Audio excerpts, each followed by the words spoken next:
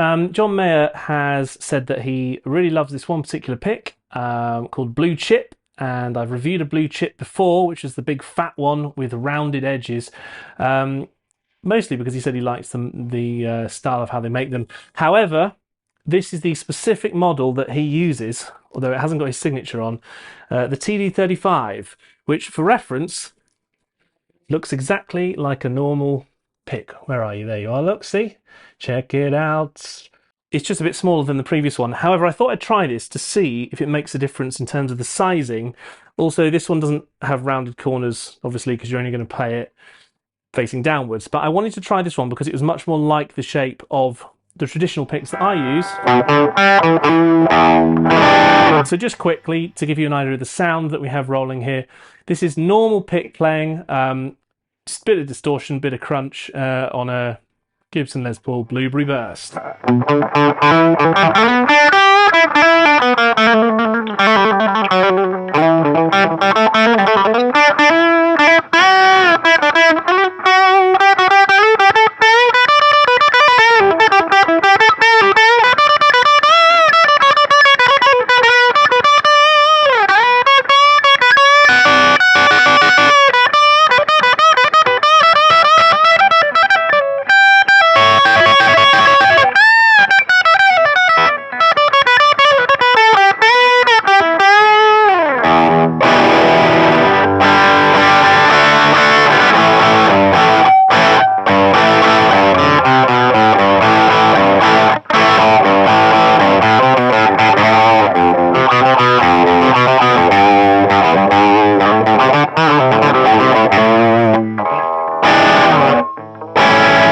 Okay, that's a normal pick. Let's break out the world's most expensive pick, the BlueChip, made in Knoxville. This pick took an age to come this time. It took probably just about a month, and it's cost me about £40 with delivery. So it certainly is an expensive one. Just to give you an idea, size-wise, compared to the yellow Tortex Dunlop standard thing, it hides just behind it nice and neatly there, and it's pretty much the same size, maybe a fraction smaller than your normal pick. It already does feel nice. It's got some self-lubricating material that I was reading about on their website. It does feel, I mean, this is ridiculous to say, but it does feel quite lightweight. Let's see how the attack is on this bad boy.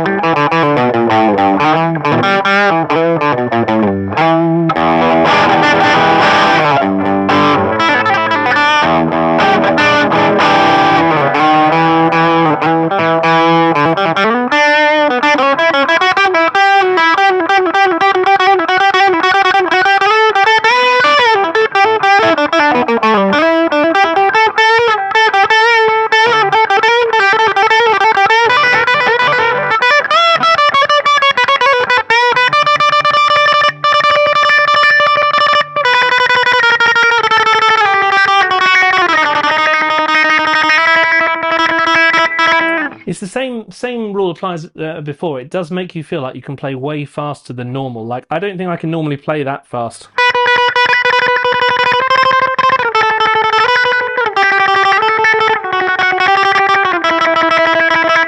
Let me try. I'm just swapping the picks over to the old yellow one.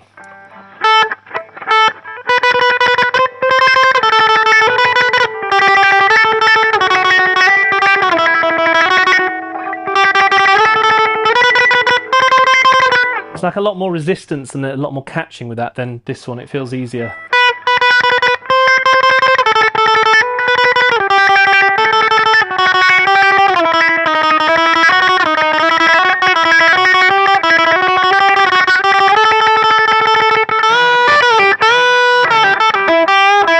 Well, I'm glad we captured that on video because that felt awesome.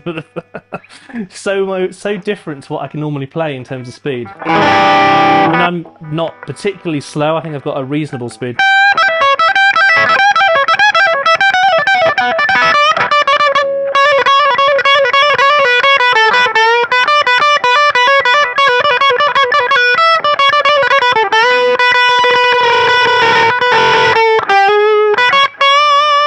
yeah, man, it feels really, really nice to play. I'll be honest with you, it's feels thinner, skinnier, lighter, maybe.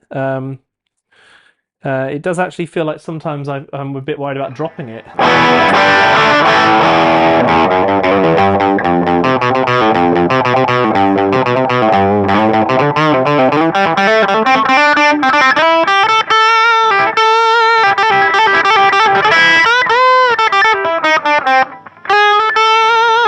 So I guess it's for the guitar player that has everything. If you've got a nice setup and you've got nice pedals and you're happy with a lot of how you sound, but you just want to give yourself a little extra 5-10%, maybe 10%, it does feel like it gives you that with this particular one. I prefer it to the fatter pick with the rounded corners. That feels like more of an acoustic deal.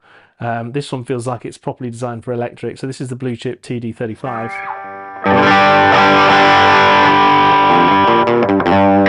I mean, I could say I recommend it, but it's hella expensive compared to, you know, a bag of 50 picks being £5 or £10 or however much you want to pay. This is £40 for a single one.